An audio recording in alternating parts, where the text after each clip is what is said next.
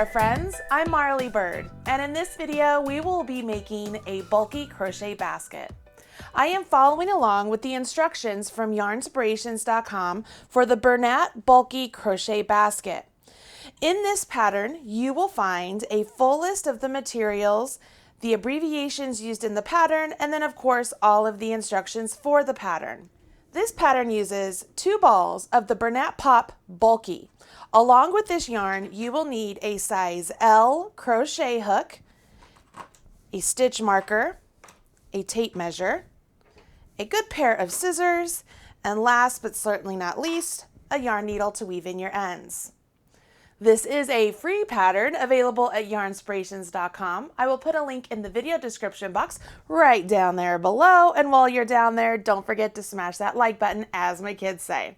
This basket is fun and easy, and you will be filling it up with yarn in no time. Go ahead, get that free pattern, grab your materials, and we can get started.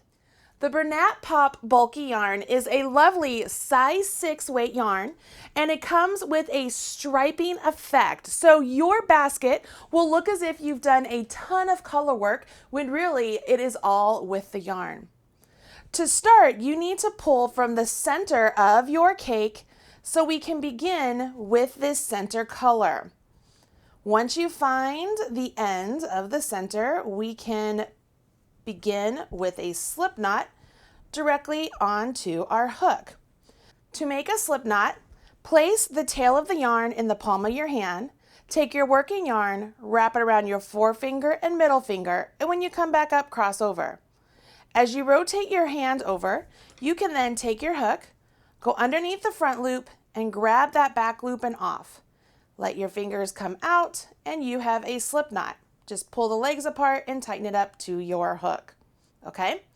Now you want to chain 4. So you will go around your yarn just like so and chain 4. This is the bottom of our basket, so we want to join with a slip stitch to the first chain we created. So I've put my hook into that first chain, yarn over, pull through a loop, and then pull through the loop that's on my hook. I now have a ring that I am going to work the next set of stitches into. I begin with a chain 2, and this chain 2 does not count as a stitch throughout, so I will not count that. Now I want to yarn over my hook so I can complete half double crochets, all worked into the ring I created, so right where my finger is. So I will insert my hook into that ring, yarn over, pull up a loop, yarn over, and draw through all 3 loops. I can scooch these stitches around the ring as I create them. So that was 2, 3, 4. Again, I'm putting them all into that ring. 5, 6, 7, 8, 9. You'd be like, oh wait, you've run out of room and you still have more to go. Nope, just grab the first ones you did and the ones you just finished and just scooch them around that ring. So that was 9, 10, 11, and 12. Now we are supposed to join with the slip stitch to the first half double crochet. So I will insert through both legs, yarn over, pull through, and then pull through the loop on my hook. Yes, you will have a small hole here at the bottom of the basket, but that's totally okay. As long as you have your 12 half double crochets created, that is the main purpose.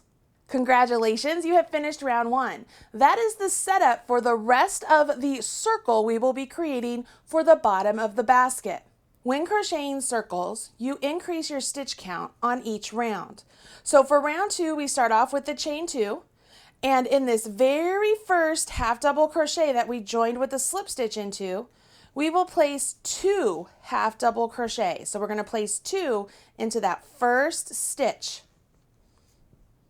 Now, in each stitch all the way around, we will do that again. So we will place 2 half double crochets in each stitch all the way around. So we will go from 12 half double crochets to 24. When you come to the end of the circle and you finish the last half double crochet, join with a slip stitch to the first half double crochet. You will see now that you have created a circle and you've already established all of your increase points. On the following rows, you will continue to increase, but with each round, you will have 1 more half double crochet between each of the increases. For example, on round 3, you will begin with a chain 2. You will start with 2 half double crochets in the first stitch, and then you will half double crochet in the next stitch. You will put 2 half double crochets in the following stitch, and then 1 half double crochet in the next stitch. Notice how there is 1 solitary half double crochet in between each of the 2 half double crochet increases. That's on round 3. On round 4, you will have 2 half double crochets between each increase. On round 5, you will have 3 half double crochets between each increase. On round 6, you can see that it changes up ever so slightly because instead of working 4 half double crochets between, we will have 9 half double crochets and then an increase. This will get us to a total of 66 half double crochets. I have already worked up a swatch up to that point, so let's bring that in and we can carry on with this basket pattern. And here we are. This is the bottom of my basket through round 6. I'm getting ready to start round 7, which is where we begin to turn the look of the basket from looking at the bottom, and we'll begin to work the sides of the basket. So I'm at the beginning here and I start off with the chain 1. So this is already different. And now working through the back loops only, okay? So working just through that loop and that loop and that loop, not through both, but just the back loop. We will do a single crochet in each one of the half double crochets all the way around. So I will just work in the back loop only and work a round of single crochets. The body of the basket is worked in single crochets. It makes it a little bit more sturdy and more stiff to hold up the sides of the basket. So you do want to make sure you are crocheting these stitches nice and snug because it will give your basket more stability and structure. As you come up to the end of this round, you will join with a slip stitch into the first single crochet, just like you've done all along. And now the designer wants us to take a stitch marker and place it in our fabric at this point so that we have a place to measure from for the side of the basket. We now carry on to round 8 and we will be repeating round 8 for the body of the basket. You start off with the chain 1 and then working through both legs of the stitch, you will single crochet all the way around. So it's just a round and round and round and round of single crochet. And at the end of each round, you join with a slip stitch and then chain 1. Okay, so you're working through both legs on this round. You see how that works up just like so? All right, can you see the difference here? You have the front legs that we didn't use exposed here, and that will be the turn of the basket. So see, here's the bottom and this will be the turn. And then for the body of the basket, we will work in rounds of single crochet. You work these rounds of single crochet until the body of the basket measures about 8.5 inches from the marker. I'm going to go ahead and get to that point. You should too. And then it's as easy as preparing for the handles and you will be all done with this basket. Oh, I almost forgot. One more thing before I go, let me show you how to add a new ball of yarn when it comes time. When you get to the end of your skein of yarn, all you will do is crochet to the point to where you have at least 4 to 6 inches left. And then when you get to the next stitch, go ahead, yarn over, pull up a loop, and then yarn over with your new ball of yarn and pull that new ball of yarn through those 2 loops. Okay, now your new ball of yarn is on your hook and you can continue on. I know that there are some YouTube instructors that would say to crochet over these ends and that would be enough to weave them in. I'm not that crochet instructor. I want you to weave in those ends at the end of the project. Okay, let me continue on and get to those handles. That took a little bit of time, didn't it? My basket has now reached the 8.5 inches from the marker, and it's time for the handles. Now, the handles instructions have you start off with your round and you single crochet 23 single crochet, and I've already done that. Now, I'm supposed to chain 10, so I will chain 10.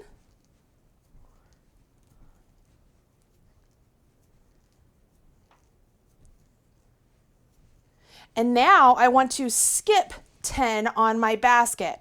So I want to make sure I don't count the one I've worked into. So 1, 2, 3, 4, 5, 6, 7, 8, 9, 10. Go to that next one over and I will single crochet into that one and the next 22, giving me my 23. So I'm going to have 23 single crochet again, and I will repeat the chain 10 and then skip 10 stitches. 22 and 23. Now I will chain 10. Oops.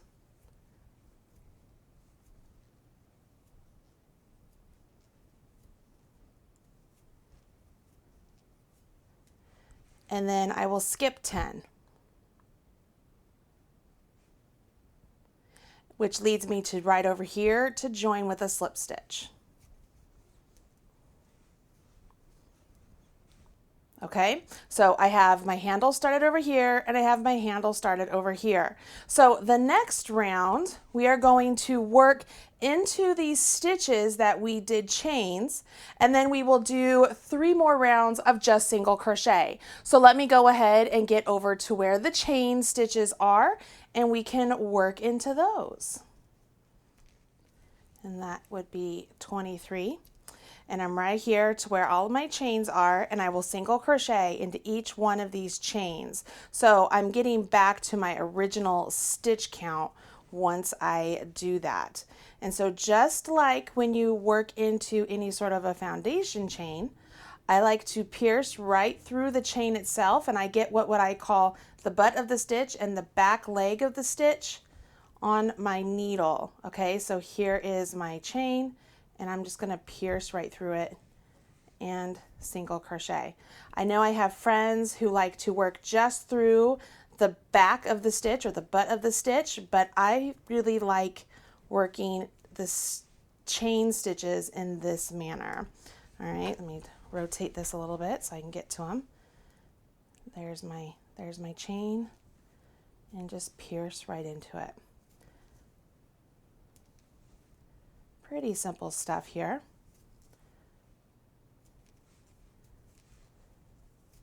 When you get to the end of the chains, you just continue on with the single crochet round that you've already created.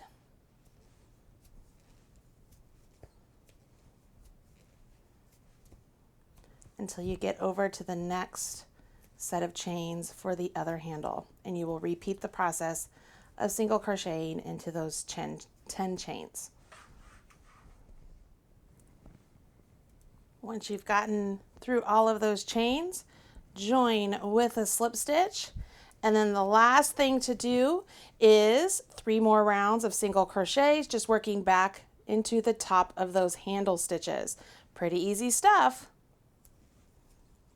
I am coming up to the end of my 3rd row, and I'm ready to join with a slip stitch after this last stitch here. Right there, just like always throughout the entire project. I want to take my scissors, I want to cut a tail, leaving at least 4 to 6 inches so I can weave in this tail. And all I'm going to do is just pull up on that tail right there, okay? And I will take my tapestry needle And what I do is I usually will unply those so that they fan out a little bit and pinch them around my needle. Can you see that? Pitching it around the needle so that way I can shimmy it onto the yarn needle, okay? Now, working directly through this V, can you see that V? That's actually, it's the first stitch of the round. I'm gonna work right through the center of that V and come down. And then I'm gonna come back over here where the yarn came out before, over here in this last one, and come down. And it gives a nice seamless join right there. Okay, now on the inside, I want to take this tail and I want to weave in my ends. Now I can weave it in with all the yarn like so, but I actually prefer to do this. I will untwine the yarn or unwind the yarn all the way down here at the base. This is what I do when I'm dealing with bulky yarn like this. And I will weave in each bit of the tail individually. So for this one, I will come down the post of the stitches a little ways. Okay, bring that all the way down. And then I will work my way back up the post of those stitches. Not all the way up, but just partially. And then come back down. And as I'm going down the post, I'm trying to split the actual yarn and the fiber, just like we split this apart. I'm making my needle go through all of it. And it's only coming on the inside. My needle is not visible on the outside, okay? Once that's done, those 3 directions, I can let that one be and I can come over here and I can do each one of these individually as well.